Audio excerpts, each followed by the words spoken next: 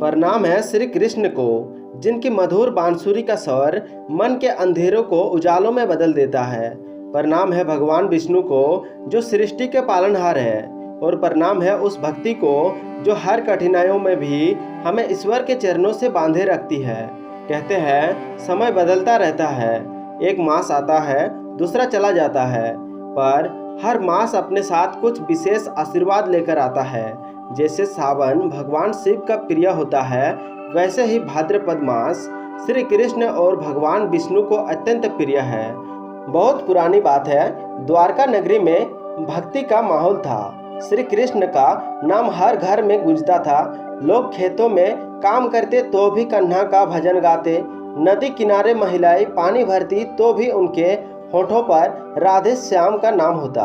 एक दिन कुछ भक्त मथुरा से द्वारका आए। उनके चेहरों पर चमक थी, आंखों में प्रेम की आंसू थे। वो बोले, प्रभु सावन तो हमने आपके प्रेम में डूबकर बिताया, अब भाद्रपद मास आ रहा है, कृपा करके हमें बताइए इस मास में हम क्या करें कि आपका आशीर्वाद सदा हमारे जीवन में बना रहे। श्री कृष्ण मुस्कुराए, उनकी मुस्कान मानो कमल की पंखुड़ी पर ओस की बूंदे हो।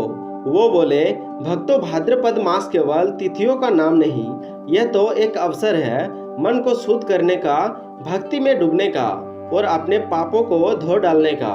इस मास में भगवान विष्णु का पूजन, व्रत और दान करने से ऐसा पुण्य मिलता है जो मनुष्य को जन्म मरण के बंधन से मुक्त कर देता है।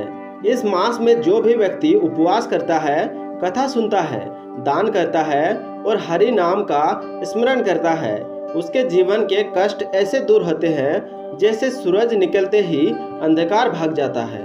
श्री कृष्ण ने आगे कहा, भाद्रपद मास में एक एक दिन अनमोल है। प्रतिदिन स्नान के बाद गंगाजल अर्पण करो, भजन गाओ, साधु संतों की सेवा करो और सबसे बढ़कर किसी भी जीव को कष्ट मत दो, क्योंकि इस मास में जो करुणा दिखाता है उस पर मेरे नारायण का विशेष आशीर्वाद बरसता है। कृष्ण की बातें सुनकर भक्तों का हृदय प्रेम से भर गया। उन्होंने प्रणाम किया और संकल्प लिया कि इस पूरे भाद्र मास में वे उपवास, पूजा और दान करेंगे ताकि उनका जीवन भगवान के चरणों में समर्पित हो सके। और कहते हैं उस साल भाद्रपद मास में द्वारका में ऐसी भक्ति बढ़ी कि हर गली, हर घर, हर मंदिर से केवल हरि नाम की ध्वनि सुनाई देती थी। दोस्तों आज की कथा इसी पर समाप्त करते हैं। अगला कथा अध्याय 2 में सुनेंगे। दोस्तों उम्मीद करते हैं आप लोगों को यह कथा अच्छी लगी होगी। हरे कृष्णा, गोविंद माधव।